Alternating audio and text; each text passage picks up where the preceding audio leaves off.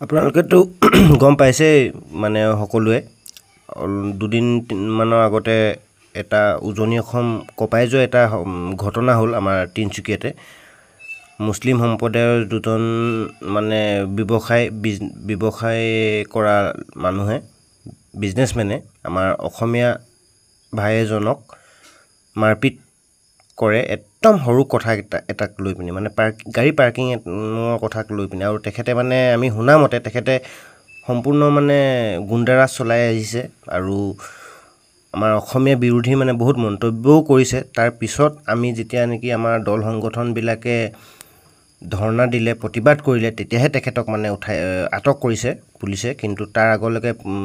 তেখেতক আটক কৰা নাছিলে তেখেতে আত্মগোপন কৰি আছিলে কিবা কৰি আছিলে কিন্তু যেতিয়া মানে পৰিস্থিতি ভয়াৱহ ৰূপ ল'লে তেতিয়াহে তেখেতক আটক কৰিছে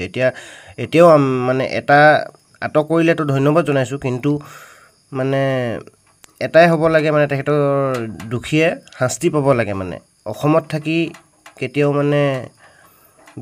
বেলেগৰ দপদপনিটো নচলিব ন অসমীয়া দপদপনিয়ে চলিব কিন্তু তেখেতসকলে ইয়াত ব্যৱসায় কৰিবলৈ আহিছে ব্যৱসায়তেই কৰিব লাগে গুণ্ডাৰাজ কিবা কিবি এইবিলাক আৰু কৰিলে ভাল নহয় আমিওতো বহি নাথাকিম এতিয়া প্ৰশাসনে কি সিদ্ধান্ত লয় সেইটোহে লক্ষণীয় হ'ব